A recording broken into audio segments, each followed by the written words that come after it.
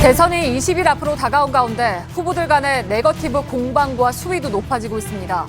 하루에도 두 차례씩 공방이 오가는데 고소나 고발 등 법적 공방으로까지 이어지고 있습니다. JTBC 여론조사 결과 민주당 문재인 후보와 국민의당 안철수 후보의 지지율 격차가 지난주 0.3%포인트에서 이번 주 10.2%포인트로 벌어졌습니다. 지역별로는 호남, 세대별로는 60대 이상에서 안철수 후보의 지지율이 일주일 전에 비해 떨어졌습니다.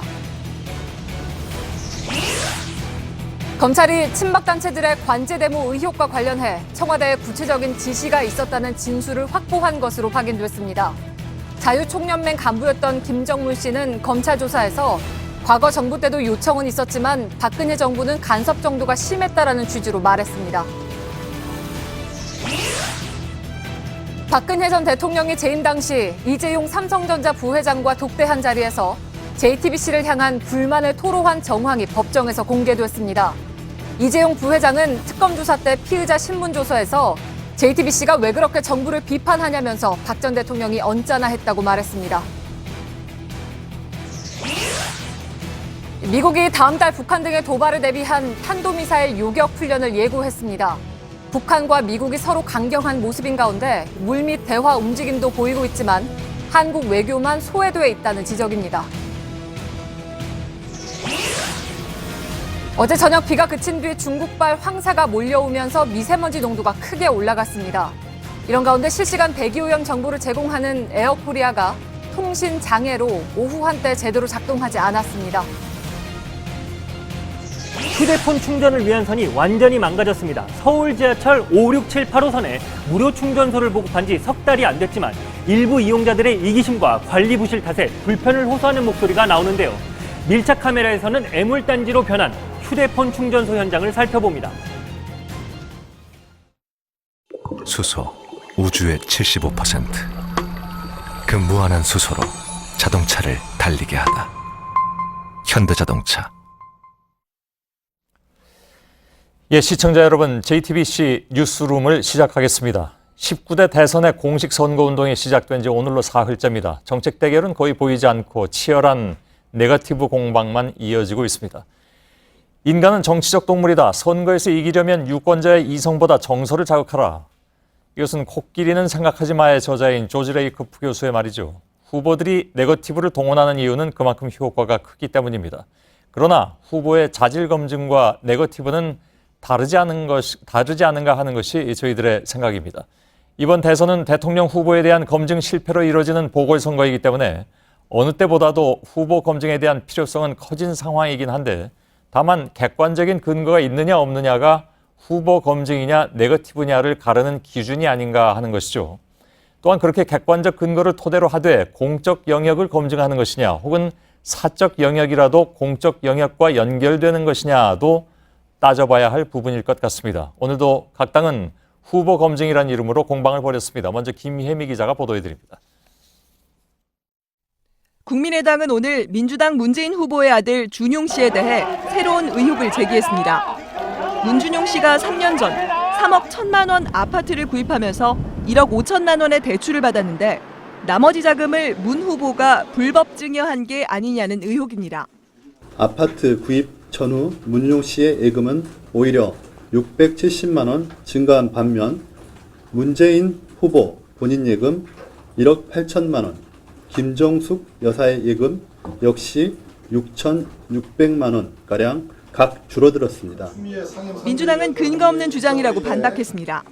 문 씨가 1억 5천만 원을 대출받았고 나머지는 증여세 면제 한도 내에서 도움을 받은 것이라고 해명했습니다.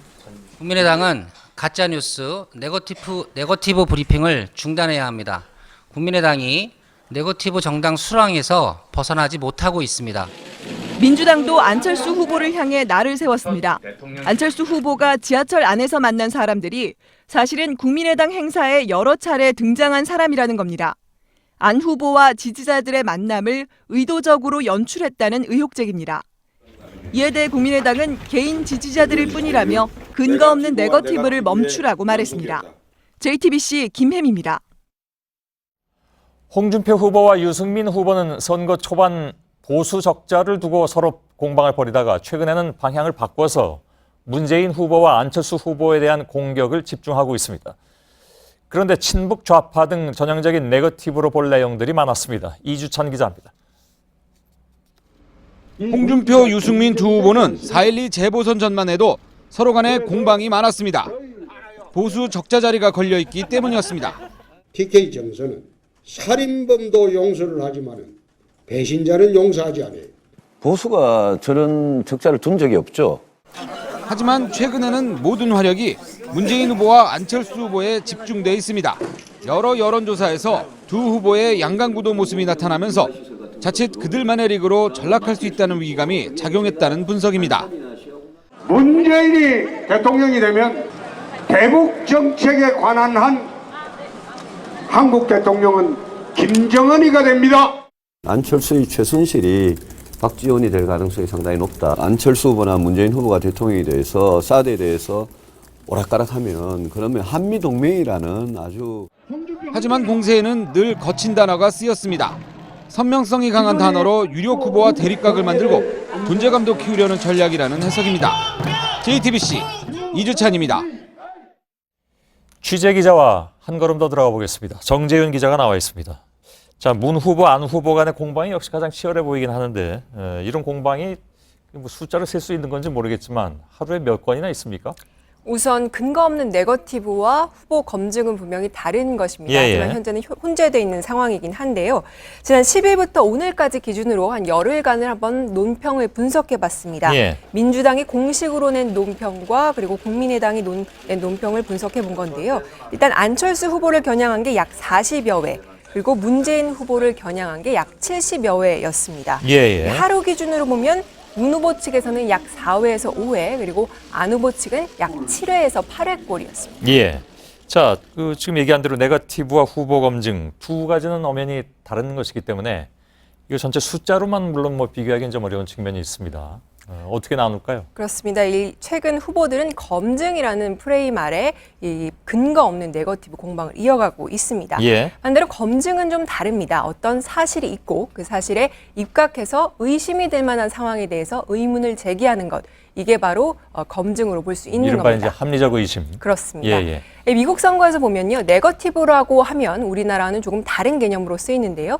일단 부정적인 모든 의혹이 아닌 근거가 없는 의혹 제기, 즉 가짜 뉴스 등을 보통 일컫습니다. 예, 예.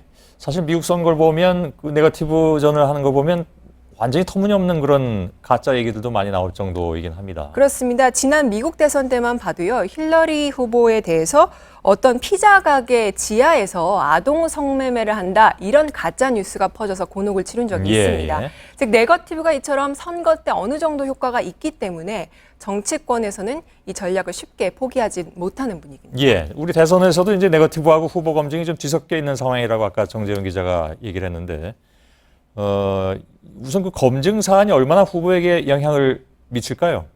일단 JTBC 여론조사 결과를 한번 보면서 설명을 드리겠습니다. 예. 보시면 문재인 후보의 경우에는 아들 문제와 그리고 고가 의자 구입 때문에 문 후보가 문제 있다라고 답한 게 각각 30%대와 20%대로 나타났고요. 예. 그리고 안 후보의 경우에는 부인 김미경 교수의 그 임용 문제와 보좌관 동원 문제 때문에 안 후보가 문제 있다라고 답한 응답자가 각각 30%대와 50%대를 나타냈습니다. 예. 자, 그러면 지금 문 후보하고 안 후보 간에 예를 들어서 이제 근거가 좀 약하거나 아니면 뭐 허위라든가 과장된 내용을 근거로 한 이른바 네거티브가 되겠죠, 그것이. 네. 그거는 어떻게 나타납니까? 일단 대선 국면 이번에 보면 이 신천지 국민의당 대규모 입당이라든지 문재인 침해설 이런 이 아니면 말고식의 네거티브가 넘쳐나고 있습니다. 예. 안 후보 측에서는 문 후보에 대한 네거티브 중에서 하나를 가져와 봤는데요. 일단 한번 들어보시죠. 예. 2시간도 설지 못하겠다는 문재인 후보. 국정 운영은 침대에 누워서 할 것입니까?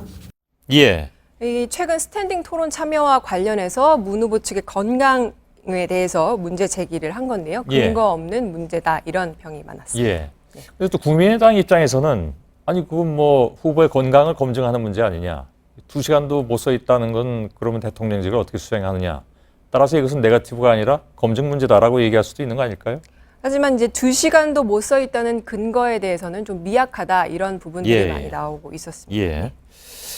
일단 알겠습니다. 안 후보와 관련해서는 또 어떻게 얘기가 나옵니까? 일단 문 후보 측에서 안 후보를 비판한 부분 중에서는요. 정책 부분에서 좀 과장해서 비판을 한 부분이 있는데 역시 한번 들어보시겠습니다. 안철수 후보의 미세먼지 대책은 MB의 4대강 로봇 물고기와 같은 것입니다. 예. 네, 이제 안 후보가 내놓은 미세먼지 대책 중에 스모그 프리 타워라는 대책이 있었는데 이게 당시에 주요 대책이 아니었고 일부 대책이었는데 MB 정부의 실패작인 이 로봇 물고기에 빗대어 비판한 겁니다. 예. 그리고 그게 또 뭐 아까 일부라고 얘기했는데 전체 정책이 아니라 스모그 프리 타워라는 것이 시범적으로 운영해서 확대해 본다 이런 그런 입장을 신중하게 접근했음에도 불구하고 실패한 로봇 물고기에 곧바로 빗댔다라는 것은 네거티브가 아니냐 이런 진단이죠. 알겠습니다. 그 외에도 뭐 수없이 지금 뭐 넘쳐나고 있는데 이거 뭐 다 얘기하기는 어려운 것 같고 일단 알겠습니다. 차근차근 기회가 되는 대로 얘기하죠. 정재윤 기자였습니다.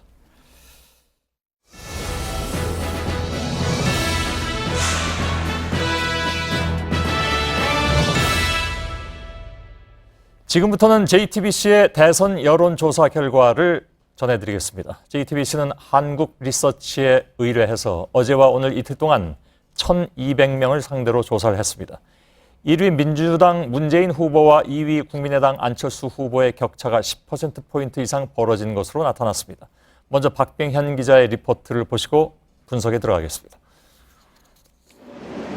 JTBC가 한국리서치에 의뢰해 조사한 결과 문재인 후보의 지지율은 42%, 안철수 후보의 지지율은 31.8%였습니다.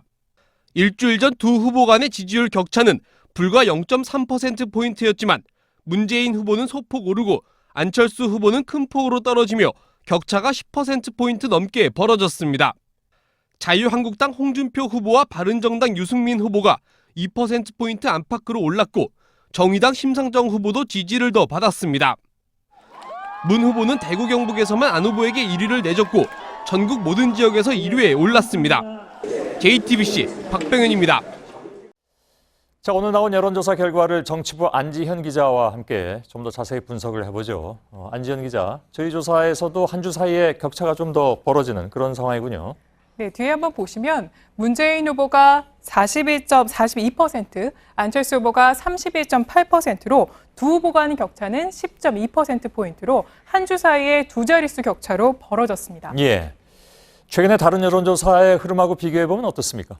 네, 오늘 나온 두 개의 다른 여론조사에서도 두 후보 간의 격차는 10%포인트 이상 벌어져서 문 후보가 앞서는 걸로 나타났는데요. 예. 뒤에 한번 보시면 이 CBS와 리얼미터의 여론조사에서는 11.5%포인트 차이가 났고요. 이 데일리안과 RN서치에선 14.7%포인트 차이로 나타났습니다. 예. 지난주만 해도 이제 상당수 여론조사에서 오차범위 내로 나왔었는데, 그럼 왜 이렇게 벌어진 걸까요? 한마디로 얘기하면 이 확장성의 양면성이라고 할 수 있습니다. 예. 그러니까 안 후보는 문 후보에 비해서 그동안 자신이 확장성이 크다는 장점을 내세워왔는데 실제로 안 후보가 급상승한 것도 그런 점이 덕을 많이 봐왔습니다. 특히 국민의당 경선 후 중도와 보수표가 모두 안 후보 쪽으로 늘어난 바 있습니다. 예.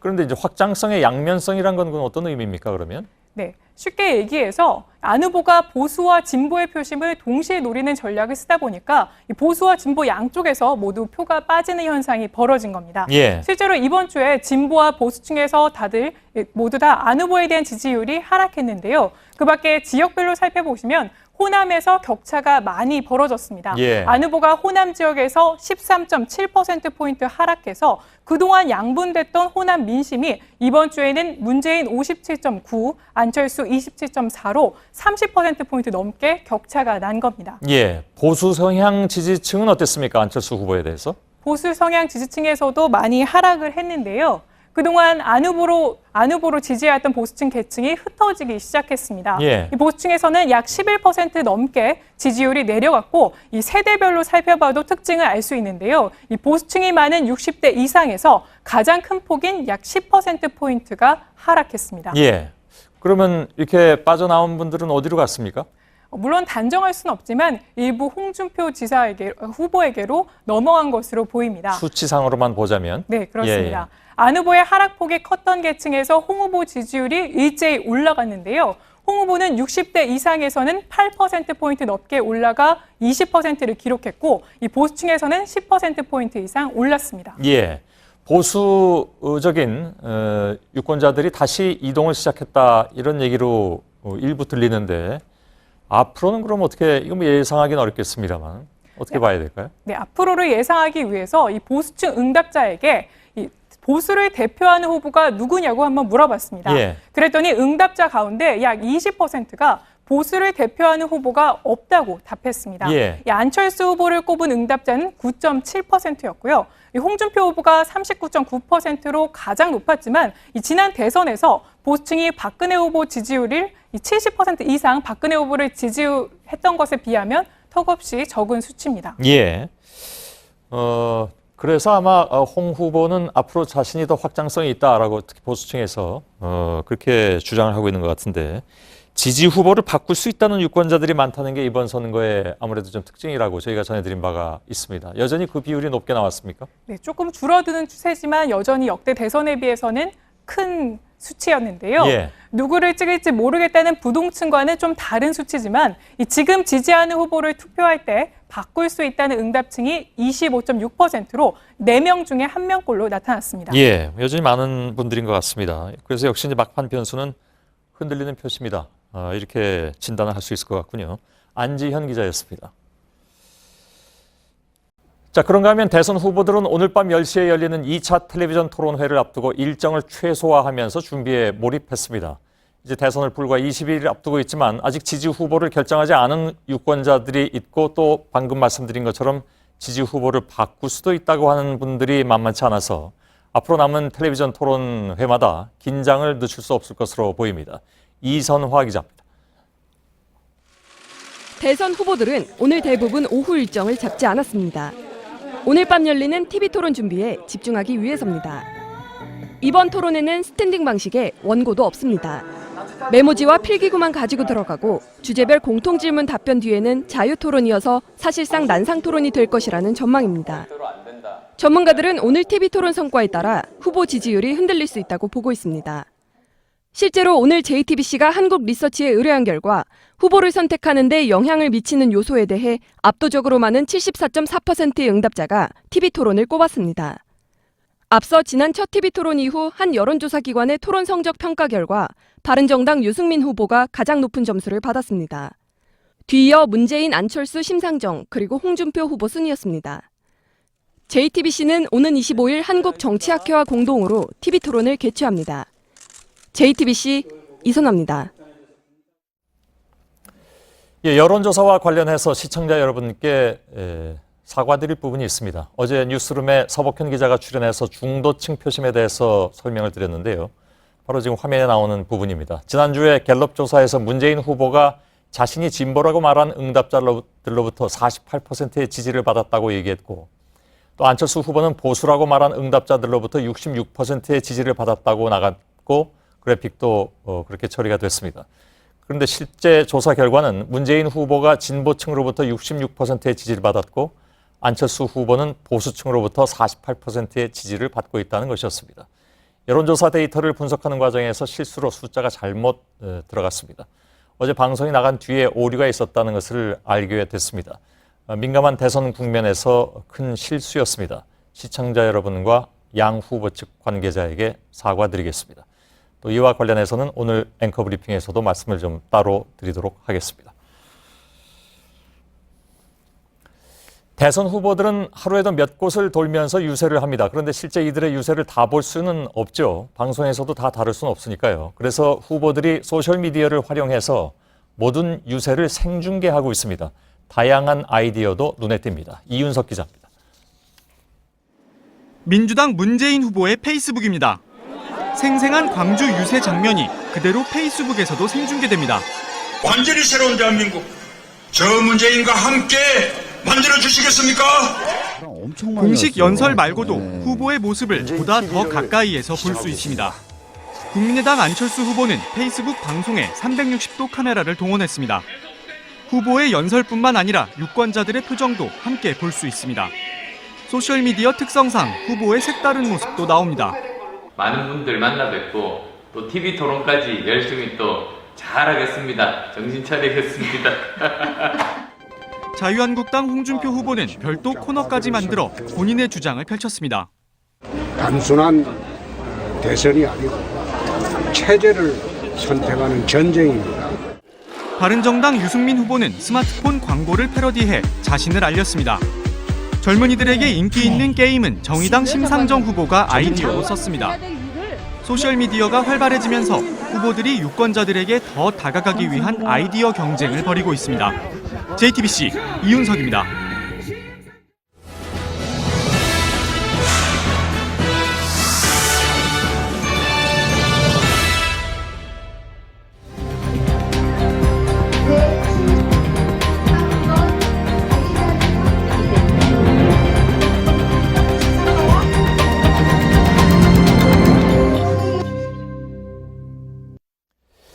예, 방금 보신 이 장면은 해마다 되풀이되는 공립유치원 추첨 장면입니다. 낳기만 하면 국가가 키우겠다. 이런 말이 선거 때만 되면 아무튼 난무하죠. 그러나 여전히 국공립유치원 추첨 때가 되면 온 가족이 휴가를 내고 매달려야 하는 것이 현실입니다. 왜 이런 상황이 반복되는지, 이에 대한 후보들 공약은 어떤지, 또한 실현 가능성은 있는 것인지 오늘 공약 파보기 윤정식 기자와 파보겠습니다. 자, 유치원 논란은 뭐 선거 전 들어가면서 뜨거웠는데 핵심은 국공립 증설이라는 건데 후보들 공약은 어떻습니까? 네, 이 안철수 후보는 이 병설 유치원을 중심으로 6천 학급을 늘리겠다라고 말했습니다. 예. 이 문재인 후보는 지금보다는 1.5배를 늘리겠다라고 말했는데요. 저희가 세보니까 약 한 5천 학급 정도가 됐습니다. 예. 이 심상정 후보는 이 6,160학급 증설을 약속을 했습니다. 예. 이 나머지 후보들은 증설 의지는 있었지만은 규모를 밝히지는 않았습니다. 예. 사실 이제 국공립 유치원보다 더 큰 문제가 어린이집 문제지 않습니까? 그렇습니다. 바로 핵심은 어린이집에 있었는데요. 현재 어린이집에 다니고 있는 아동 수가 145만 명입니다. 유치원이 70만 명인 것을 감안해서 봤을 때는 2배 이상 많은 겁니다. 예. 하지만 이 국공립률을 한번 살펴보니까 어린이집은 6%에 불과했습니다. 아, 예. 이 유치원은 이에 비한다면 절반 이상이나 되는 거니까 상당히 양호한 편이었죠. 그러네요. 네. 자, 어린이집 확충 공약들도 그러면 냈겠네요. 네, 국공립 어린이집 이용률을 한번 보면요. 이 문 후보가 40%, 그리고 안철수 후보는 20%, 심상정 후보는 50%를 약속했습니다. 예.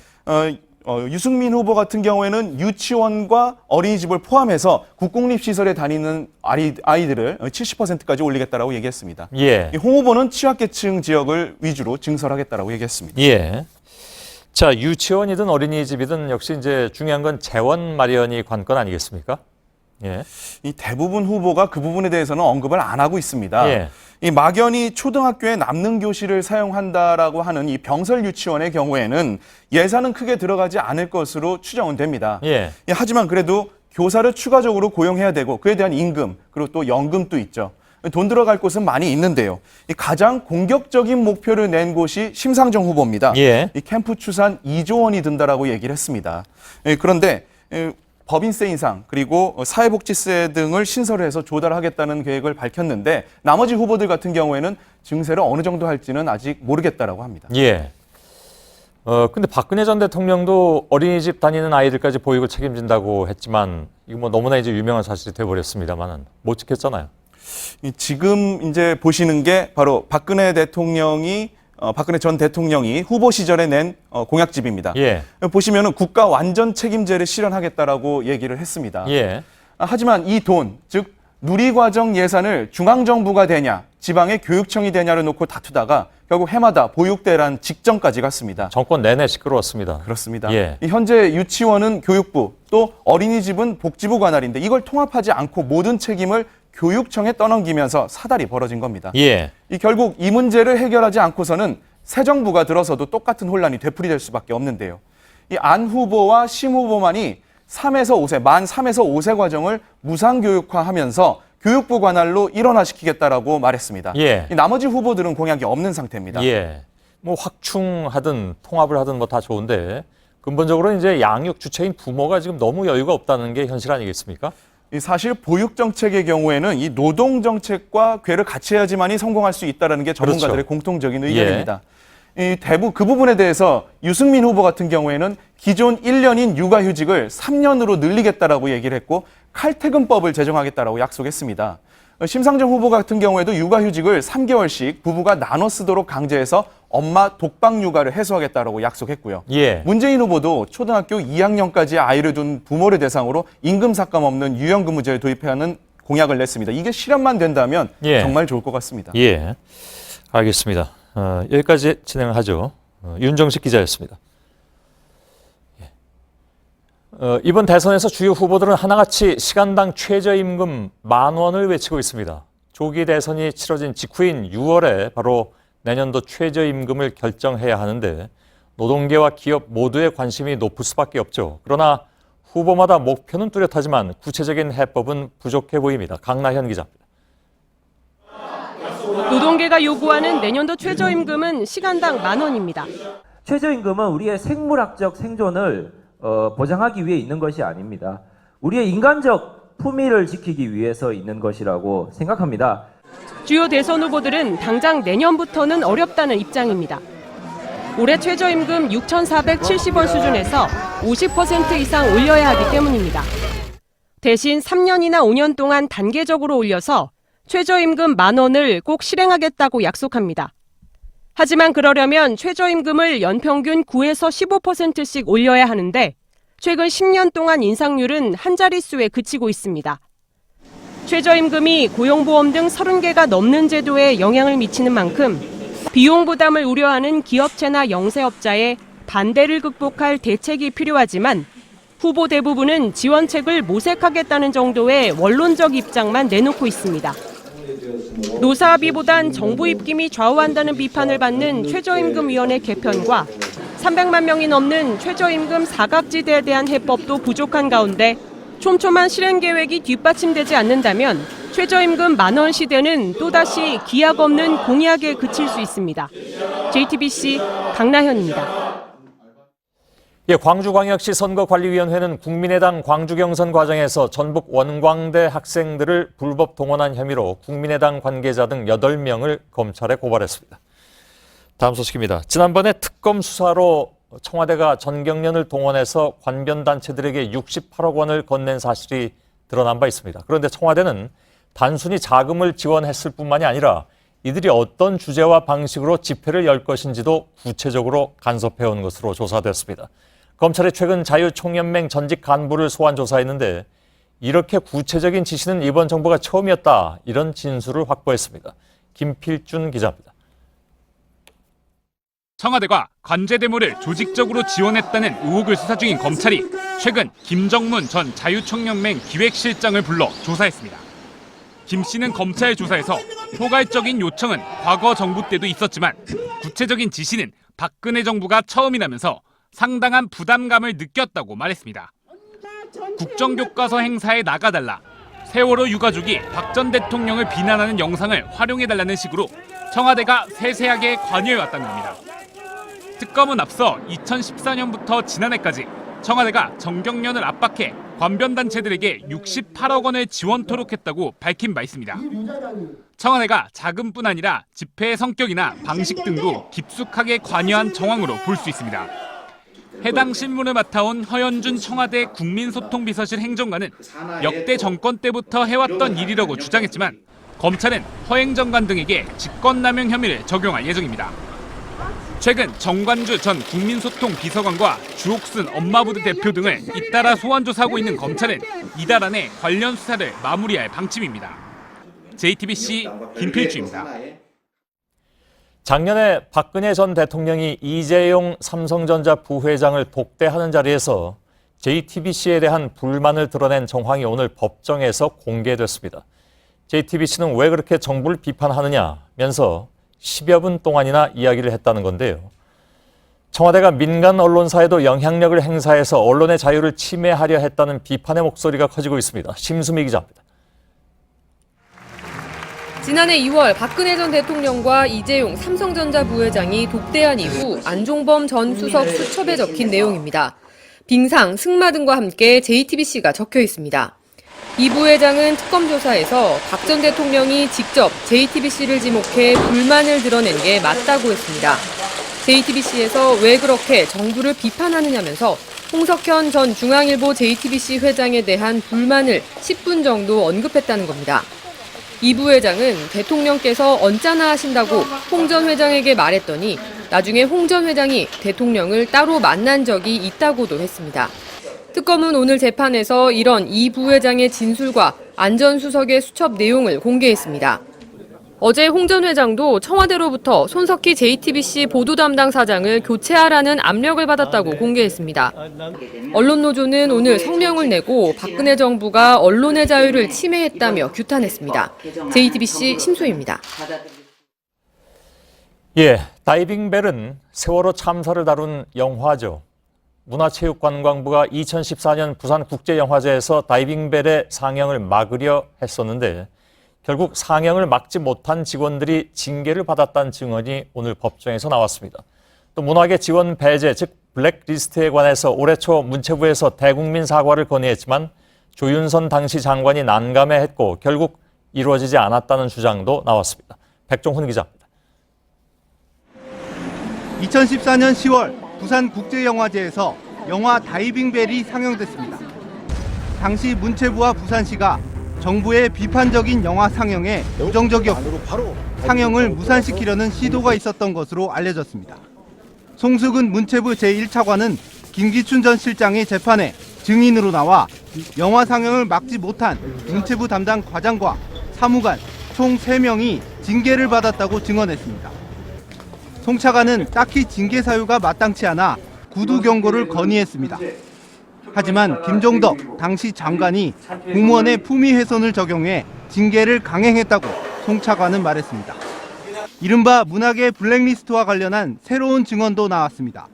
송 차관은 올해 1월 조윤선 당시 문체부 장관에게 대국민 사과를 건의했지만 조 전 장관이 난감해하면서 이뤄지지 않았다고 했습니다. 이런 가운데 예술행동위원회 등 문학의 단체들은 블랙리스트가 표현의 자유와 평등권을 침해한다며 헌법소원을 냈습니다. JTBC 백종훈입니다. 미국이 이례적으로 거의 동시에 서로 다른 미사일 방어 시스템 시험에 나서기로 했습니다. 미국 본토까지 위협할 북한 미사일에 대한 요격률을 높이는 데 초점을 맞췄습니다. 그런가 하면 트럼프 대통령이 매우 강한 함대를 한반도로 보내고 있다면서 언급한 칼 빈슨 항공모함의 항로가 허위였던 것으로 드러났습니다. 한반도 위기를 고조시켰다는 비판에서 자유로울 수 없는 상황입니다. 먼저 김현기 워싱턴 특파원입니다.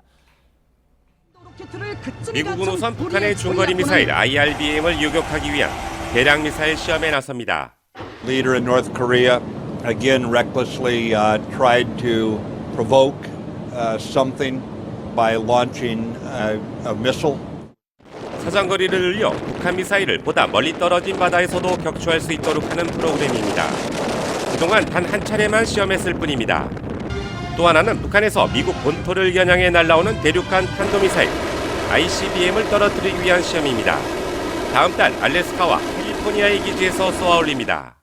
과거 적중률 50%에 불과했던 정확도를 높이는 게 이번 시험의 목적입니다. 한편 한반도 해역으로 향한 것으로 알려진 칼 빈슨 항모가 지난 주말까지 인도네시아 해역에 있었던 것으로 확인됐습니다. 북한의 혼동을 겨냥한 의도적 작전이라는 분석도 나오는 가운데 미 언론은 백악관과 미 해군 간 의사소통의 문제로 지적했습니다. 미국의 미사일 방어 시스템 테스는 중국을 통한 북한 압박을 진행하는 동시에 언제라도 북한의 미사일 도발에 강력하게 맞대응하겠다는 의지의 표현으로 해석됩니다. 워싱턴에서 JTBC 김현기입니다. 예, 이렇게 미국이 북한의 탄도미사일 도발에 대비해서 다음 달 미사일 요격 훈련에 나서겠다고 밝힌 가운데 트럼프가 지난주에 무적 함대를 한반도에 보내겠다고 한 말은 거짓 논란에 휩싸여 있습니다. 그런가 하면 북한 핵실험장에서는 배구 경기를 하는 모습도 포착이 됐습니다. 지금 한반도 주변에 돌아가는 상황을 대체 어떻게 봐야 하는가 설이 분분합니다. 이른바 한반도 위기설이 불거진 지 한 달이 넘었는데 그동안 진행된 내용을 보면 위기설의 실체는 과연 무엇인가 하는 생각을 하게 만들죠. 물론 북한의 핵실험과 미사일 발사 가능성이 커진 것은 분명하지만 선제 타격이라든가 전쟁설 등이 돌면서 불안감을 지나치게 키우는 측면도 없지 않아 보입니다. 일각에서는 미국이 중국을 견제하기 위해서 또 자국의 경제적 이익을 위해서 한반도 긴장 상황과 사드 배치 등을 활용하고 있는 것이 아니냐 하는 분석이 나왔습니다. 베이징 연결하겠습니다. 신경진 특파원이 연결되어 있습니다. 자, 미중 정상이 논의한 빅딜, 그러니까 미국이 중국에 대해서 경제 문제를 양보하고 그 대신 중국은 북핵 문제를 해결한다, 이런 내용이었는데, 그렇다면 지금 중국의 대북 압박이 고강도로 바뀐 것으로 봐도 됩니까? 우선 중국의 말과 행동을 구분해야 합니다. 중국 외교의 바람잡이 격인 관영 환구 15가 연일 원유 중단, 금융봉쇄 동참 등 대북 제재를 거론했습니다. 지난 2월 북한산 석탄 수입 중단 발표부터 최근 에어차이나의 평양 노선 잠정 폐쇄, 북한행 관광상품 검색 차단이 지금까지 확인된 중국의 행동입니다. 실제 1분기 석탄 수입량은 전년 대비 51.6% 감소했지만 북중 전체 무역액은 84억 위안, 1조 4천억 원으로 40%가량 증가했습니다. 중국은 대신 언어 공세에 치중하고 있습니다. 왕이 외교부장은 한반도 상황이 칼을 뽑고 활 시위를 당긴 형세라며 누구건 전쟁의 대가를 치를 것이라고 발언 수위를 높였습니다. 예. 자, 그렇다면 그 현상만 보자면 말 따로 행동 따로라는 얘기가 되는데, 이른바 이제 미중 빅딜설의 실체는 그럼 어떻게 봐야 될까요? 트럼프 대통령은 미중 정상회담에서 시 주석에게 큰 거래를 원하면 북한 문제를 해결해라, 그러면 무역 적자를 감내할 가치가 있다고 말했다고 공개했습니다. 예. 미중 빅딜설의 진원지입니다. 이어 미중 정상 간, 미중 외교수장 간 통화가 이루어지는 등 빈번한 소통으로 빅딜설이 달궈졌습니다. 오늘 중국 외교부는 중국이 미국의 칼빈슨호를 한반도로 보내지 말 것을 요청했느냐는 질문에 양국이 이 문제와 관련해 소통이 있었음을 인정했습니다. 현재로선 미중 정상이 한반도 비핵화라는 원론에 합의한 정도일 것이라는 해석이 많습니다. 일각에서 미중러 3국이 깊은 논의를 하고 있다는 분석도 나오고 있습니다. 예. 자, 그리고 중국의 대북 영향력이 과거와는 다르다라는 한계설, 이건 뭐 지난번에도 나오긴 했습니다만 이게 여전히 좀 유효하죠? 예. 중국과 북한은 1961년 자동 참전을 규정한 상호 원조 조약을 체결했습니다. 이 조약은 한국, 미국, 일본의 영향력을 유지할 수 있는 수단으로 중국 내 조약 폐기론자는 소수에 불과합니다. 중국에 대한 북한의 자신감의 주요 근거입니다. 최근 우다웨이 중국 한반도 특별대표의 방북 요청이 거부되면서 대북 영향력 감소설이 확산됐습니다. 중국이 동북 지역에서 24시간 해고연 감시 체제에 들어간 것도 통제가 아닌 관리에 주력한다는 인상을 주고 있습니다. 이제 주목할 행사는 오는 25일 북한 건군 85주년 기념일입니다. 8월 1일 건군 90주년 기념식을 준비하고 있는 중국이 대표단을 교환할 가능성이 높습니다. 대화 모멘텀의 주요 분수령입니다. 예, 알겠습니다. 여기까지 듣겠습니다. 베이징의 신경진 특파원이었습니다. 자, 지금 현재 나타나고 있는 한반도의 모습은 극도의 긴장이 흐르는 상황인데, 이런 긴장 국면과는 사뭇 달라 보이는 모습도 있습니다. 문제는 우리 정부인데요. 미국의 군사 행동이 어떻게 전개될지 만일 된다면 이건 뭐 예측을 못하는 상황이고, 북한과의 대화 채널, 이건 당연히 없습니다. 안태훈 기자입니다. 미국 의료지원단체 아메리케였습니다. 이 단체는 우리 돈 17억 원 상당의 의약품과 구호용품을 최근 북한에 전달했습니다. 그러면서 지원품에는 호흡기약, 비타민제, 의류 등이 포함됐으며 북한 내 병원과 진료소에 보내질 것이라고 설명했습니다. 해마다 북한에 의약품을 보냈던 이 단체는 지난해엔 유엔 대북 제재 등으로 지원하지 않았습니다. 북미가 첨예한 대결 국면 속에서 인도적 지원이 허용된 것은 향후 북한의 태도 여하에 따라 대화로 이어질 수도 있는 가능성을 보여주고 있습니다. 앞서 북한은 최고인민회의에서 외교위원회를 부활시키며 김계관 외무성 제1부상을 외교위원으로 기용했습니다. 김계관 제1부상은 과거 대미 북핵 외교의 주역으로 평가받고 있어 북미 대화를 의식한 것 아니냐는 관측이 나왔습니다. 이런 가운데 NHK는 북한이 함경남도 지역에 있는 일본인 유골 매장지를 일본 언론에 공개했다고 보도했습니다. 과거 소련군에 붙잡혀 사망한 일본인 약 1,500명이 묻힌 곳입니다. 북한이 일본과 대화를 재개하려는 목적으로 풀이된다고 현지 언론은 해석했습니다. 전문가들은 국제사회와 북한이 맞대응하면서도 대화를 위한 명분을 쌓고 있는데 한국 외교는 어디에도 끼지 못하는 모습이라고 지적했습니다. JTBC 안태훈입니다. 네, 어제부터 시작된 세월호 선체 수색이 예상대로 쉽지가 않습니다. 내부 상태가 워낙 악조건입니다. 이런 상황에서도 탑승객 것으로 추정되는 휴대전화 2대가 잇따라 발견되는 등 성과도 있습니다. 목포신항에서 계속 취재 중인 이가혁 기자 연결하죠. 이가혁 기자, 어제 선체 구멍 1개를 뚫었는데 오늘은 진입로가 좀 더 확보가 됐습니까? 네, 오늘은 구멍을 추가로 더 뚫진 않았습니다. 어제 4층 선수 좌현 쪽에 이미 뚫어놓은 가로 1.2m, 세로 1.5m 진입로를 통해서 오늘도 작업자들이 선체 내부로 들어갔습니다. 다만 배꼬리 부분에도 원래 뚫린 곳을 통해서 진입로로 활용하려고 했는데 현재 이 외면과 난간이 완전히 찌그러져서 막힌 상태입니다. 그래서 이쪽 난간을 제거하는 작업도 오늘 이어졌습니다.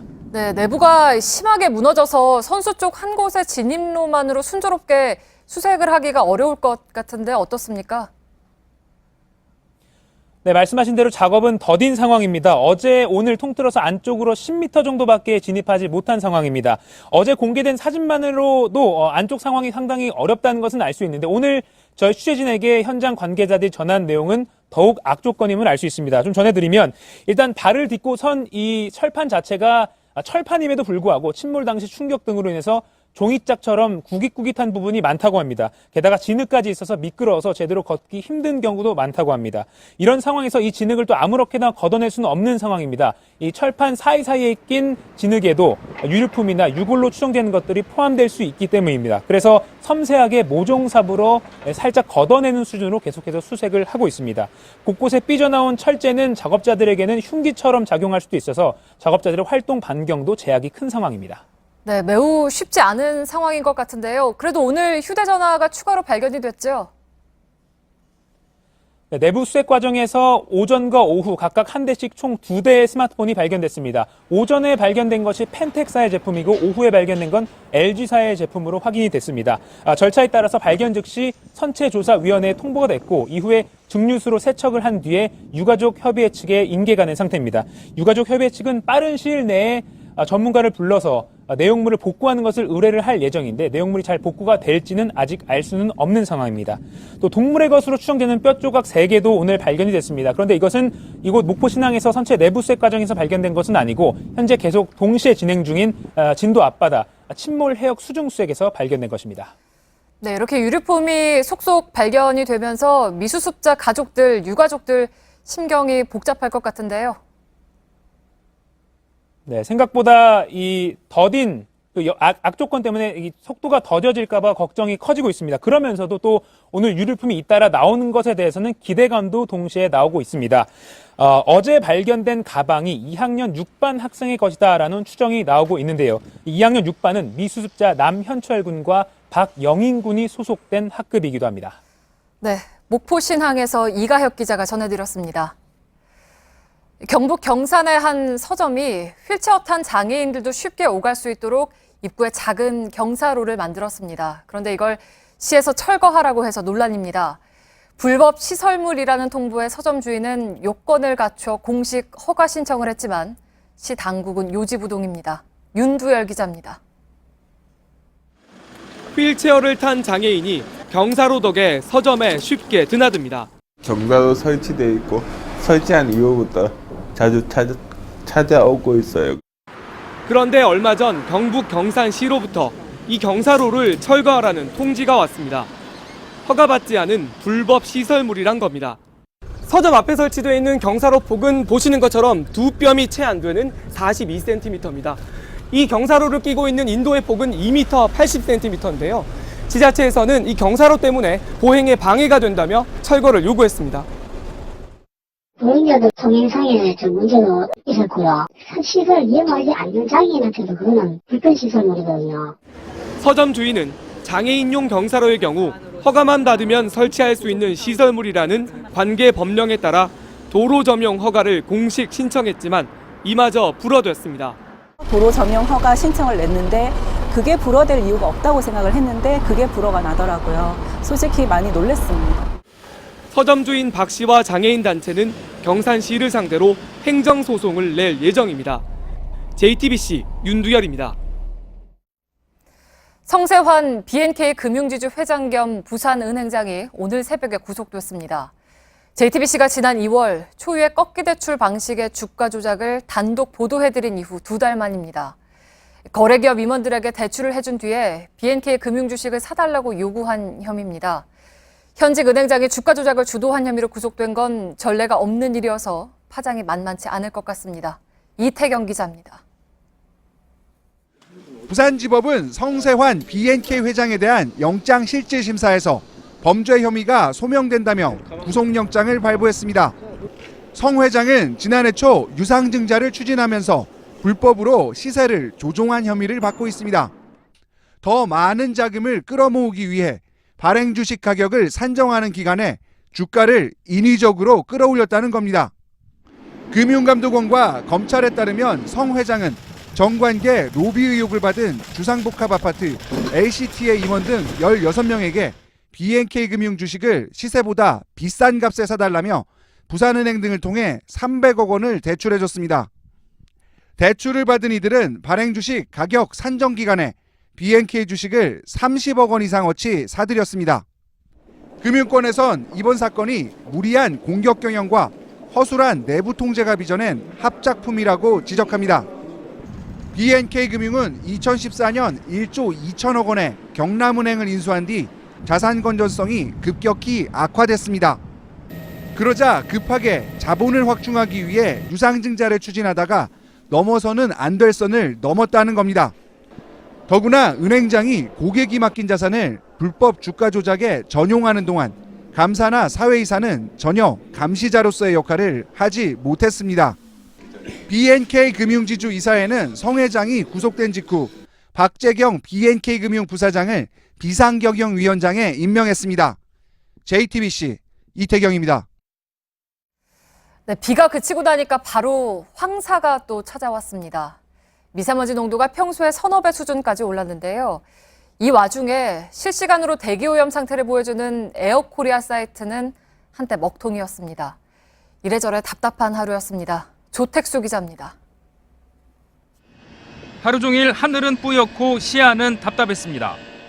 시민들도 마스크로 얼굴을 가렸습니다. 어제 비가 그친 뒤 중국에서 시작된 황사가 영향을 준 겁니다.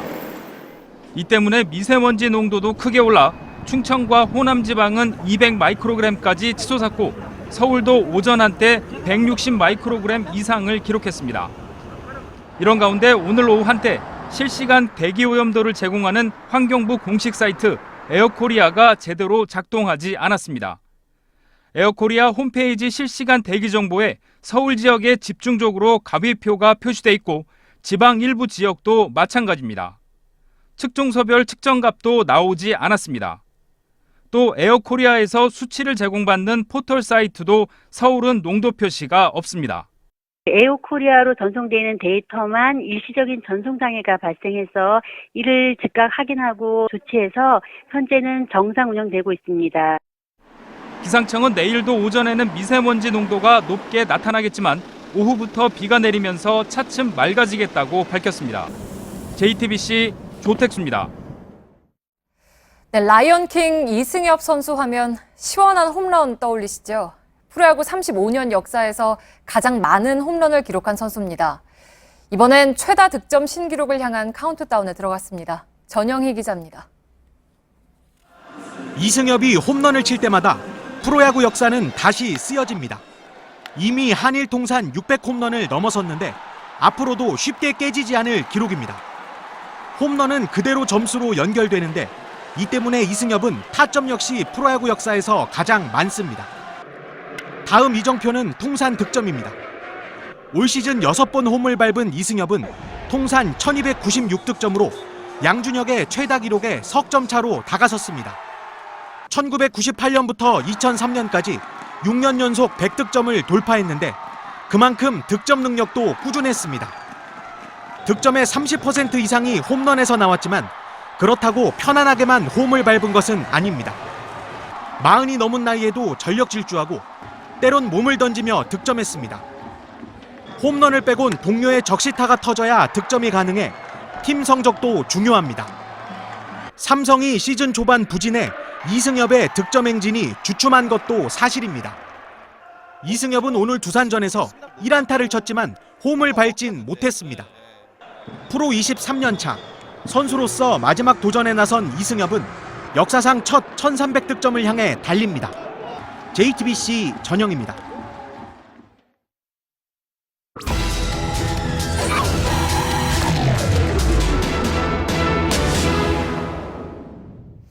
네, 서울의 지하철이나 공원 곳곳에 무료 휴대전화 충전소가 마련되어 있습니다. 그런데 일부 시민들이 함부로 사용하고 망가뜨리는가 하면 고장난 채로 오랫동안 방치되고 있습니다.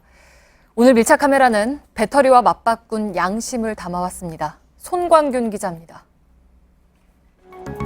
스마트폰과 검은색 선을 연결하면 충전이 시작됩니다. 서울도시철도공사가 지난해 연말부터 5, 6, 7, 8호선에 설치한 무료 충전소 겸 보조 배터리 대역입니다. 152개역에 설치된 충전소만 157대로 시민 편의를 위해 다른 호선으로 확대하는 방안도 검토해 추진할 예정입니다. 그런데 멀쩡한 충전소를 찾기 어렵습니다. 스마트폰을 연결한 지 10분이 지났는데요. 확인을 해보니까 충전되기는커녕 오히려 배터리가 줄었습니다. 그럴 만한 이유가 있는데요. 그동안 무리하게 사용을 한 탓에 안쪽에서 선이 끊어져 버린 겁니다. 선이 뜯어지거나 연결 부분이 망가진 곳이 있는가 하면 겉으로는 멀쩡한데 충전이 안 된다고 임시로 안내해 놓은 곳도 있습니다. CCTV가 촬영 중이라는 경고도 소용이 없습니다. 취재진이 확인한 6개역 가운데 1개만 제대로 작동했습니다. 서울 시내 또 다른 역에 나와봤습니다. 이곳은 대학교 입구 쪽이라 젊은 사람들이 많이 오가지만 여기 있는 스마트폰 충전소도 선이 모두 끊어졌습니다. 휴대전화가 방전되기 전 충전소를 찾은 시민들은 발걸음을 돌리거나 보조 배터리를 빌릴 수밖에 없습니다. 한 달 정도 동안 끊어졌어요. 충전기 멀쩡해도 꼽아도 안 되는 경우가 많아요. 지하철역 관계자들은 단속이 쉽지 않다고 입을 모읍니다. 지금 끊어진 거 잡아당기니까 자기가 핸드폰 들고 있는 방향이 틀리니까 이걸 돌리고 하다 보니까 이것도 지금 간들간들해요. 수리에 나선 업체도 관리가 어렵다고 하소연합니다. 나만 사용을 하고 다른 사람들은 좀 사용 못하게 악의적으로 행동하시는 부분들도 있으시고 이거 관리하는 게 참 저희 많이 어렵긴 하거든요. 설치만 해놓고 관리가 거의 이뤄지지 않아 무용지물이 된 충전소도 있습니다. 강서구는 등산 중에 휴대전화 배터리가 방전되는 일이 없도록 2년 전 둘레길 5곳에 급속 충전기 6대를 설치했지만 작동하는 기계를 찾기는 쉽지 않습니다. 그러니까 쓰려고 그러는데 안 되면 그렇지 않겠어요? 근데 구청장이 뭐 이거 되나 안 되나 그거까지 뭐 신경 쓰겠어? 24시간 안전하고 편리한 산책로를 만들겠다던 말과 달리 밤중에 이용에 문제가 생기면 연락할 곳도 없습니다. 죄송합니다. 오늘은 업무가 종료되었습니다. 업무 시간은 평일 오전 9시부터 오후 6시까지입니다. 서울시가 우수찬이 제안으로 선정해 3년 전부터 공원 등에 설치해놓은 이른바 쭉쭉빵빵 무료 충전소도 방치됐습니다. 뭐 학생들이 끼었다가 막 잡아당기고 이러니까 그 어디 선이 떨어졌는가 봐요. 충전을 가서 직접 핸드폰, 스마트폰 가져가서는데 꽂아봐야지 아니까. 최신 스마트폰들이 배터리 일체형으로 나오면서 충전기에 대한 수요도 늘었습니다. 이런 요구에 맞게 무료 충전소를 설치한 의도는 좋았지만 방전된 양심과 부실한 관리 속에 정작 필요한 사람들은 쓰질 못하는 애물단지가 되고 있습니다. 밀착 카메라 손광균입니다.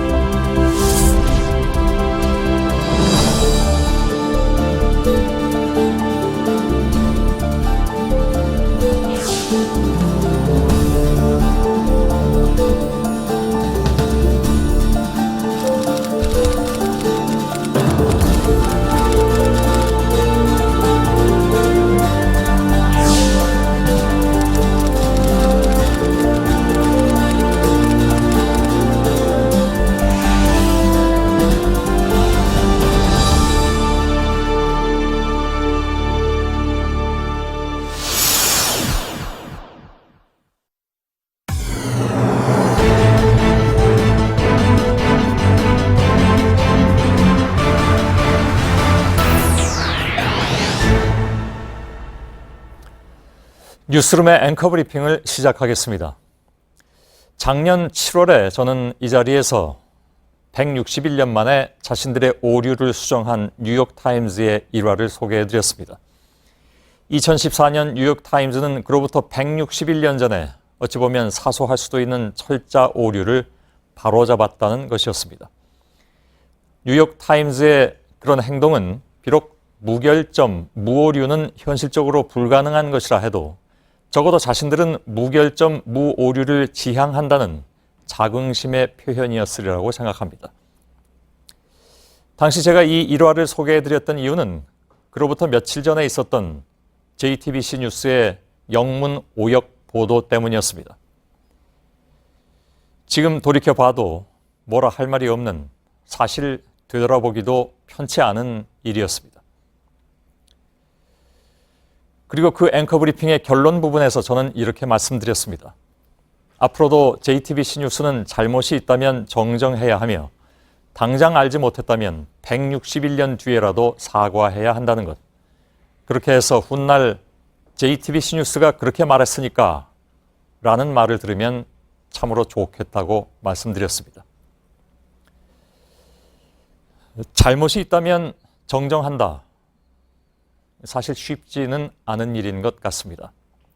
누구나 무결점, 무오류를 지향하지만 그것은 신의 영역일 뿐 인간의 영역에서는 수많은 결점과 오류를 저지르고 또 겪게 되니까요. 오늘 1부에서 저는 어제 보도 내용 중에 그래프 오류와 관련해서 정정하고 사과드렸습니다.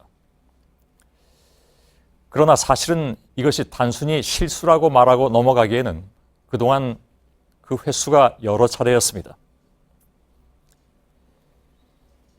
게다가 특정 후보들에게 불리하게 제시된 횟수가 공교롭게도 많다는 것은 선거 국면에서는 뉴스의 저의를 의심받을 수 있는 상황이기도 했습니다.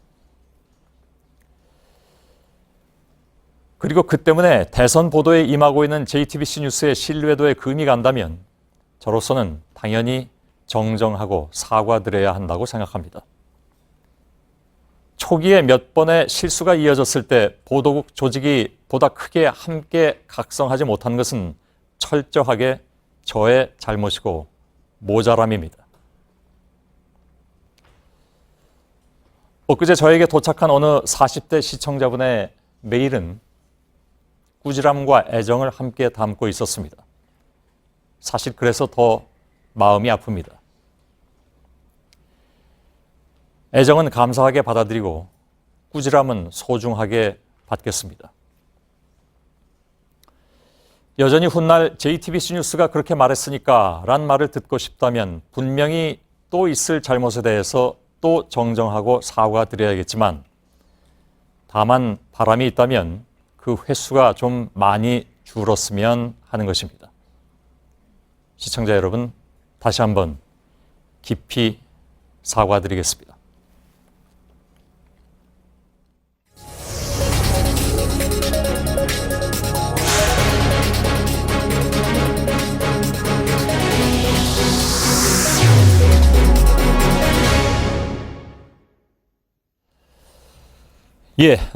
각 대선 후보 캠프의 선거대책위원장을 만나보는 시간입니다. 오늘은 유승민 바른정당 후보의 공동선대위원장을 맡고 있는 주호영 당대표 대행 겸 원내대표가 나와 계십니다. 바른정당의 경우에 다들 아시는 것처럼 유 후보의 지지율이 기대만큼 오르지 않아서 후보 사퇴론이 공개적으로 떠올랐고 이 때문에 후보는 좀 곤혹스러운 그런 상황인 것 같습니다. 당도 좀 뒤숭숭해 보이긴 하고요. 안철수 후보를 밀어야 한다는 말까지 나와서 파장이 좀 큰데 이에 대한 캠프의 입장을 좀 직접 들어봐야 될 것 같습니다. 주호영 공동선대위원장 옆에 나와 계십니다. 어서 오십시오. 예, 안녕하셨습니까? 예. 이게 모시면서 이게 소개 말씀을 드리는데 조금 저도 곤혹스러울 정도인 것 같습니다. 당의 사정이. 일단 이거부터 좀 여쭤봐야 될 것 같습니다. 유승민 후보는 중도 사퇴 혹은 단일화 없이 계속 완주합니까? 예, 그렇습니다. 예. 우리가 후보로 등록을 했고 선거를 치를 선거 자금을 빚 없이 우리끼리 다 최소한의 깨끗한 선거를 치르자 그래서 준비를 했기 때문에 저희들 끝까지 완주를 하고 우리 주장이나 우리 당의 가치를 끝까지 알리고 갈 겁니다. 예. 대책위원장께서는 그렇게 말씀을 하시는데요. 예. 같은 당의 선대위 부위원장께서는 전혀 다른 말씀을 하셨기 때문에 그런 이야기가 있었는데요. 예. 그래서 조금 해프닝이 있었죠. 예. 근데 개인의 사견이고 또 본인이 걱정해서 한 말이라고 해명을 했고요. 예. 오늘 또 책임 있는 의원들이 모여서 예. 전혀 그런 일은 없다. 예. 확인을 하고 나오는 길입니다. 그렇습니까? 예. 근데 방금 말씀드린 그 이종구 의원, 예. 선대위 부위원장이죠. 예. 시한까지 걸어서 얘기를 했습니다. 그러니까 이달 말까지 10% 이상을 하지 예. 못하면 예. 그건 다른 당 후보를 지지하겠다라는 얘기까지 나와서 그게 아마 이제 이달 30일 날 예. 투표 용지 인쇄가 있습니다. 예. 그래서 이제 소위 단일화라든지 그다음에 중도에 완주를 하지 않으면 4월 30일 이전에 어떤 결정이 있어야 투표에 반영이 될 수 있으니까 투표 용지에 예, 흔히 우리 당뿐만 아니라 예. 여러 당에서 후보가 이제 마지막 정리되는 시점이 있다면 이달 말이 아니겠나 일반적으로 그렇게 이야기를 하고 있고 예. 그래서 그런 변동이 있다면 시한은 그게 마지막 데드라인이 되는 거죠. 예, 예. 그렇지만 저희들 당 내부에서는 이제 지지율이 낮으니까 걱정하는 분들은 있는데 전체적으로는 우리가 여러 차례 이 상황마다 점검을 하고 의원들의 뜻을 모으고 가고 이러고 있는데 지지율이 낮은 고민은 있지만은 우리는 당당하게 보수의 가치를 알리고 또 우리가 본당에 나온 이유와 목적이 있으니까 그걸 알리고 간다. 그렇지만은 지지율이 계속 낮으니까 이제 그런 고민은 없지 않죠. 어떻게 할 것인지 그런 정도지.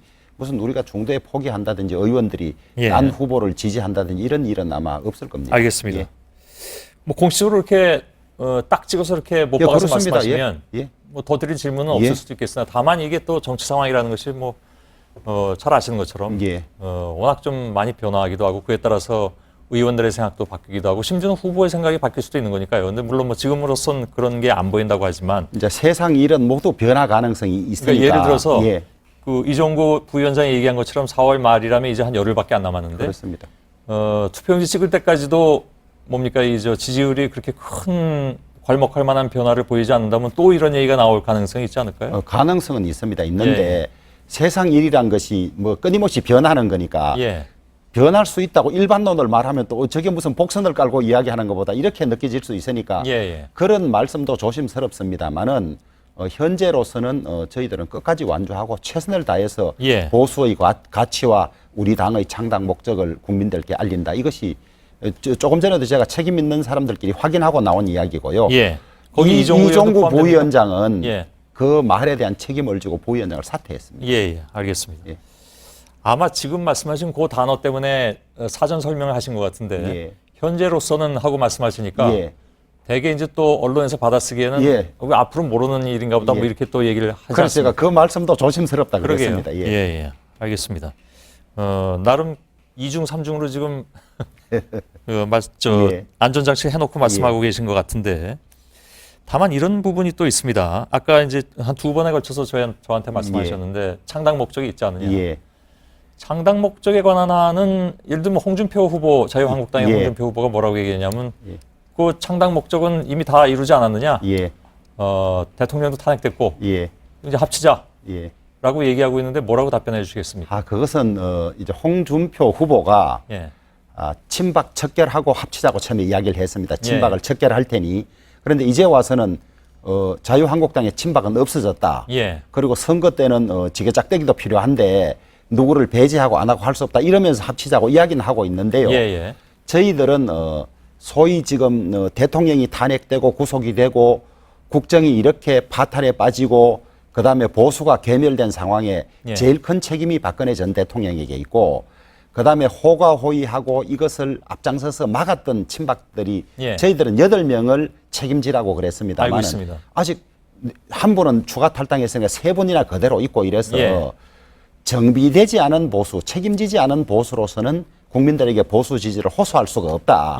그래서 박근혜 대통령이 탄핵됐으니까 우리가 당을 새로 만든 목적이 이루어졌다는 것은 전체 우리 당을 만든 목적의 10분의 1도 되지 않는 것이죠.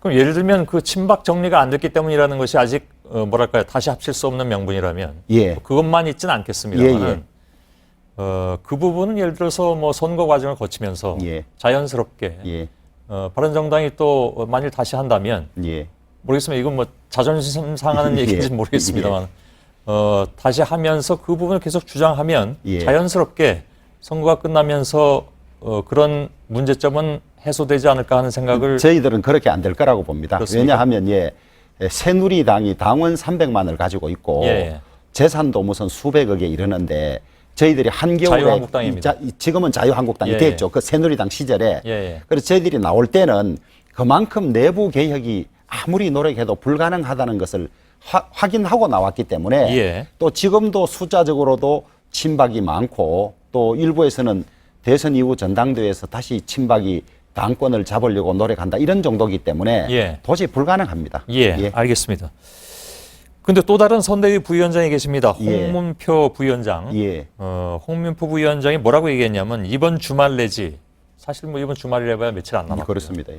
다음 주 정도에 이 문제를 슬기롭게 해결할 방안을 내부적으로 준비 중이다. 이건 그러면 아까 책임 있는 사람들끼리 모여서 확실하게 정리하고 오셨다고 하는데 이 얘기는 왜 또 나왔을까요? 이제 책임 있는 사람들이란 것이 이 선대위원장 저를 포함한 세 분 만나서 의견을 나누었습니다. 나누었는데 말씀하셨다시피 이제 지지율이 낮으니까 당의 진로나 이제 이 대선의 결과를 걱정하는 의원들이 있으니까 사실 현실적으로는 비용 문제도 있습니다. 비용 문제는 저희들은 걱정하지 않고 있습니다. 오히려 자유한국당의 비용이 더 걱정이죠. 뭐 거기도 그렇다고 저희들은 최대한 돈 안 드는 선거, 그다음에 SNS를 활용한 이런 선거를 하지. 그 자전거 타고 다니신다면서요? 그렇기도 하고요. 방송이나 신문에 광고하는 것, 그다음에 저 인터넷 포털 사이트에 광고 하나 하는데 20억이 듭니다. 아, 그렇게 많이 듭니까? 저희들은 그런 것들을 아껴서 최대한 깨끗하고 이 돈 안 드는 선거를 하자는 것이기 때문에 저희들은 사실 10% 지지율이 안 돼서 선거 비용을 환급 받지 못하더라도 빚이 한 푼도 없습니다. 없는데 오히려 자유한국당은 250억을 빌려서 선거를 치르기 때문에 그러니까 그 지지율이 일정하게 10%가 못 나오면 전액을 상환받지 못하고 15%가 못 나오면 절반을 상환받지 못하기 때문에 그게 200억이 넘기 때문에 오히려 뭐 남의 당을 일을 저희들이 걱정할 일은 아닙니다만은 저희들은 그렇게 치러도 지지율이 어떻게 되든 간에 깨끗하게 치르고 빚이 없기 때문에 괜찮은데 오히려 다른 당이 걱정입니다. 알겠습니다. 그럼 아까 질문을 이어서 할 텐데요. 홍문표 의원 말씀하신 것은 당의 진로에 관해서 걱정하는 사람들이 있으니 언제쯤 모여서 목표를 공유하고 상황을 인식을 공유하는 그런 자리를 갖자는 뜻이고 뜻이지 뭐 단 뜻은 없는 걸로 그렇게 확인을 했습니다. 알겠습니다. 오늘 뭐 확인하신 일이 굉장히 많은 그렇습니다. 것 같습니다. 제가 원내대표이기도 하고 또 공동선대위원장이니까 선거 치르는 과정에 이런 일이 있어서는 안 되니까 관계되는 분들 전화하고 모여서 논의하고 이런 과정을 거쳤습니다. 이 부분은 좀 미묘한 문제인데요. 유 후보 사퇴론 공론화 배경에 김무성 의원이 있다 뭐 이런 얘기도 정가에서 돌았습니다. 전혀 아닌 걸로 알고 있습니다. 그렇습니까? 오늘 제가 여기 오기 전에도 장시간 만나서 논의를 했고요. 또 김무성 공동선대위원장은 우리가 모신 후보를 어렵더라도 끝까지 돕고 적극 선거운동을 해야 된다 이런 입장이고 지난번 모임에서 그렇게 말씀하신 거 들었는데 다른 이야기를 하는 사람들에 대해서 그러면 안 된다고 말리는 그런 입장입니다. 그러면 그 전에 예를 들어서 뭐 박지원 국민의당 대표와의 뭐 여러 가지 뭐 얘기가 있었다. 물밑 접촉 얘기 나왔고 또 하나는 뭐 이제 이른바 제3지대 빅텐트론 여기에도 솔깃했던 모습을 보인 것이 아니냐. 그런 점은 아마 없지 않을 겁니다만 저도 관계되는 다른 당에서 논의하자 하면 나가서 그 당이 상황을 어떻게 인식하고 있는지 이런 걸 필요하기 때문에 만나자 그러면 누구와도 만납니다. 만나고 정치인들 연조가 오래되면 당과 관계없이 다 교분이 있기 때문에 만나는 것이지 그게 이상하지는 않고 그렇다 해서 거기에 당원들이나 의원들의 뜻과 상반되는 무슨 다른 개인적인 협의나 논의는 할 수가 없는 그런 구조입니다.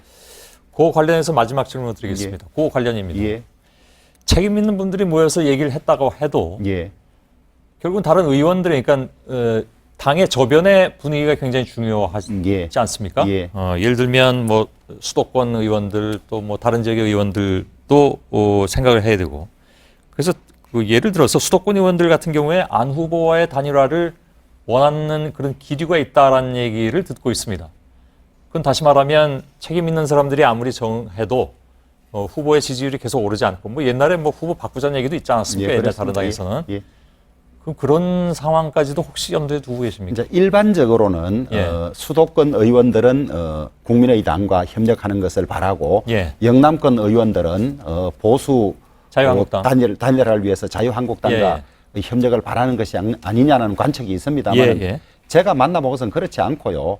다만 우리 의원들끼리 똘똘 뭉쳐서 가치를 공유하고 있으면 설사 대선에서 성공하지 못한다 하더라도 우리 당이나 우리의 활로는 있다고 보는 의원들이 많고요. 다만 밖에서 자꾸 무슨 수도권 의원들은 무슨 국민의당, 뭐 영남권 의원은 자유한국당 그러는데 구체적으로 그런 움직임은 없습니다.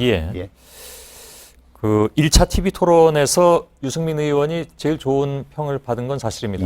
이건 뭐 뭐랄까 저희들이 그냥 평가하는 건 아니고 후보들이 선정하게 그렇게 했더군요. 다른 후보들이. 근데 지지율은 왜 안 오르느냐? 그래서 저희들도 참 안타까운 심정이죠. 토론은 길어봐야 2시간 정도 하니까 사실 후보의 진면목을 다 보여줄 수는 없습니다만 그래도 그 시간에 후보의 가치관이라든지 상황 파악 능력이라든지 정책을 볼 수 있어서 저희들은 참으로 다행으로 생각하고요.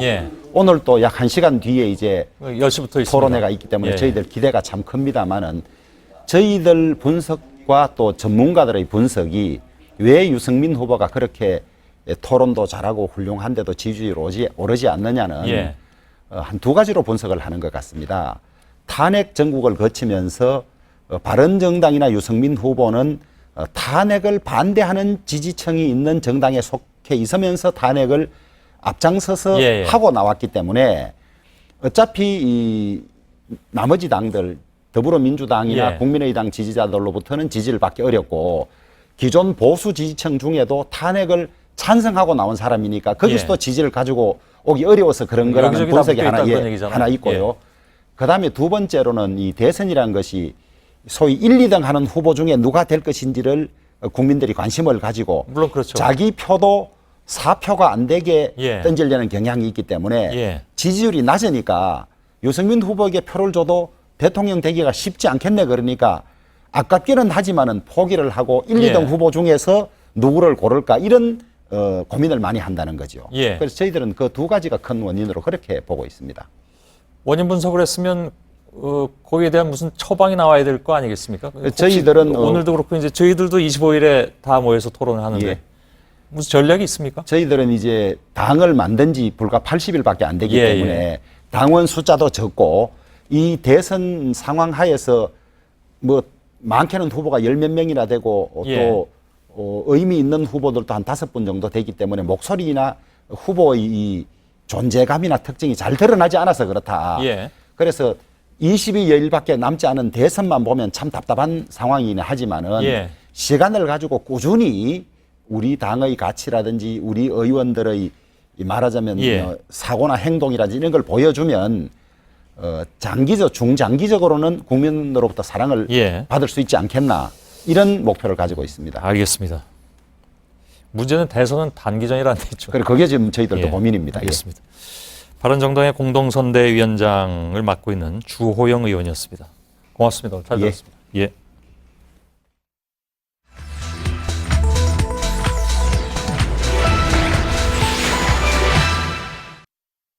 주말 휴일을 법정 노동 시간에 포함시키지 않은 것은 그건 불법적인 거거든요. 그런 불법적인 유권 해석을 참여정부 때도 그것을 단속하지 않았습니다. 지금 그것은 이명박 박근혜 정부에서 아닙니다. 행정 예석을 너무 그렇게 하고 있는 것이죠. 아니에요. 네, 지난 토론회에서 두 후보가 벌인 설전입니다. 주당 노동 시간을 68시간으로 규정한 것은 법에 어긋난다. 그런데 어느 정부에서 이렇게 시작했느냐? 이게 쟁점이었습니다. 심상정 후보는 어제 한마디 더 보탰습니다. 2000년 9월 김대중 정부 때부터 적용되어 온 정부의 탈법적인 행정지침을 즉각 폐기하겠습니다. 네, 김대중 정부 때부터냐 아니면 이명박 정부 때부터냐 두 후보의 사실 공방을 팩트체크해서 확인을 해봤습니다. 결론은 둘 다 사실이 아니었습니다. 오대영 기자, 우선 68시간이 왜 문제인지부터 좀 살펴볼까요? 네, 근로기준법을 한번 보겠습니다. 50조 2항인데요. 1항입니다. 일주 기준으로 40시간의 근로시간을 제한해 두었습니다. 그리고요, 노사가 합의를 하면 일주 기준으로 12시간을 연장할 수 있도록 했습니다. 53조에 이렇게 되어 있습니다. 네. 따라서 법정 최장 근로시간은 52시간이 되는 겁니다. 그런데 저 일주의 개념이 뭐냐? 여기서부터 꼬입니다. 정부가요, 일주를 월, 화, 수, 목, 금으로만 해석했습니다. 즉 5일간 50시간, 그러니까 52시간까지 할 수 있다는 게 정부의 지침입니다. 네. 그런데 토요일하고 일요일에도 불가피하게 일을 해야 하는 분들도 계시지만 대체로는 주 5일제가 시행이 되고 있잖아요. 그러니까 일주일을 5일로 해석을 하는 게 글쎄요, 어떤 문제가 있습니까? 이렇게 해석하면요, 네. 토요일, 일요일 근무하시는 말씀하신 그런 경우에는 네. 일주에 포함이 안 됩니다. 그래서 하루당 8시간씩 근무를 더해도 법적인 문제가 없게 됩니다. 이건 일주에 포함이 안 되고 근로기준법 50조 2항에 따라서 토요일 8시간, 일요일 8시간까지 늘어납니다. 네. 그러니까 법은 52시간으로 제한을 했는데 노동부가 행정 해석하기를 68시간까지 일할 수 있다라는 것이죠. 지금 대선 주자들은 정부의 이런 해석에 문제를 제기하고 있습니다. 반면에 노동부는 법의 취지에 따른 해석이라고 문제 없다 이렇게 말하고 있습니다. 네. 그런데 이런 해석을 도대체 어느 정부에서 시작을 했느냐라는 게 쟁점이잖아요. 그러니까 김대중 정부냐 이명박 정부냐. 근데 둘 다 아니라는 거죠. 네. 둘 다 사실이 아니고요. 네. 아주 오래전으로 거슬러 올라갑니다. 무려 63년 전입니다. 1954년에 노동부가요, 일주일의 휴일은 제외된다 라는 행정 해석을 내렸습니다. 1981년 그리고 90년 같은 취지의 해석을 내렸고요. 2000년에도 마찬가지였습니다. 크게 변하지 않았습니다. 연도 밑에 저 근기, 산호 이렇게 되어 있는 건요, 네. 저희가 취재한 행정 해석의 근거인 고유 번호입니다. 심상정 후보가 DJ 정부를 언급한 건 바로 2000년의 저 사례입니다. 오늘 심 후보 측의 입장을 추가로 취재했는데요. 김대중 노무현 정부를 거치면서도 이런 문제를 방치한 것 그 자체가 문제다. 그걸 비판하기 위한 발언이었다라고 밝혔습니다. 네. 문 후보 측 입장도 취재했습니다. 노동 현장에서 본격적으로 소송이 제기되면서 논란이 커진 시점이 바로 이 이후인 이명박 정권 때부터였다라는 취지의 발언이었다고 답을 했습니다. 결과적으로만 보면 두 후보의 발언 사실과 다릅니다. 네, 그러니까 결론은 이런 해석이 시작된 시점은 이승만 정부 때였다는 거고 지금 후보들은 모두 이런 행정 해석을 고치겠다라는 입장인 거죠. 네, 5명의 주요 정당 후보들 다 얘기하고 있고요. 지금 문재인, 홍준표, 유승민 후보는 주 52시간은 준수하겠다라는 얘기를 하고 있고 안철수 후보도 초과 근무 관행을 개선하겠다는 공약을 내걸었습니다. 그리고 심상정 후보는 좀 더 구체적인데 중장기적으로 주 35시간으로 노동시간을 확 줄이겠다 이렇게 발표를 했습니다. 지금 이 5 후보가 공통적으로 갖고 있는 문제의식은요, 우리나라의 노동시간이 길다는 겁니다. 실제로 OECD 34개국의 현황을 확인해 봤습니다. 멕시코가 연평균 2246시간 가장 길었고요. 그 다음이 한국입니다. 2113, 그 뒤에 미국, 일본 등등이 있습니다. 네. OECD 평균이 얼마냐? 1766시간이었습니다. 우리가 약 350시간 정도 1년에 더 일을 하는 네. 거죠. 누가 대통령이 되든 공약만 잘 지킨다면 이 노동시간이 지금보다는 줄어드는 건 분명합니다. 네, 노동시간 단축은 일자리 공약하고도 연결이 되는데 이 부분은 윤정식 기자의 공약 파보기 시간에 저희가 또 다뤄보도록 하겠습니다. 팩트체크 오대영 기자였습니다.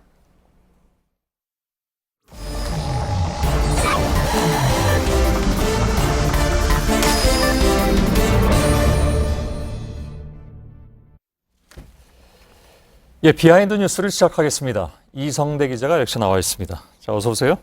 네, 첫 번째 키워드 열겠습니다. 네, 첫 번째 키워드입니다. 고개 들고 있는 지역 감정. 아니나 다를까. 그렇습니다. 예. 아니나 다를까 선거가 시작되자마자 지역 감정들이 쏟아지고 있는데요. 가장 먼저 논란이 되고 있는 것은 박지원 국민의당 대표 발언입니다. 예. 자, 엊그제 월요일 날 전주에 가서 이렇게 얘기를 했습니다. 자, 문재인이 DJ 김대중 전 대통령을 골로 보냈다. 뭐 안철수 대통령이 돼야 전북 차별받지 않는다. 이런 식의 발언을 한 겁니다. 예, 예. 사실 지역감정 발언은 뭐 선거운동의 구태 중의 구태라고 할 수가 있겠는데 이번엔 이번 선거는 과거와 달리 뭐랄까 이제 지역 대결이나 이념 대결 이런 것들이 좀 그런 양상이 많이 사라졌던 분석이 나왔었는데 뭐 여전한가 보네요. 일부에선. 그렇습니다. 어쨌든 이 박지원 대표 말에 민주당 강하게 반발을 했는데 오늘 그 이해찬 공동선대위원장 이렇게 얘기를 했습니다. 자, 고인에게 골로 보낸다는 표현, 또 모셨던 분에게 골로 보낸다는 표현은 쓸 표현이 아니다. 박지원 대표님, 여러 어려움이 앞으로도 있겠지만 격조 있는 표현을 해달라. 저렇게 이야기를 했습니다. 예. 자, 논란이 커지자 박지원 대표도 오늘 한 라디오 인터뷰에서 자, 정치인들은 표를 먹고 사는 동물이기 때문에 어쩔 수 없이 그 지역에 가면 지역 정서에 맞는 얘기를 한다. 저렇게 해명을 했습니다. 예.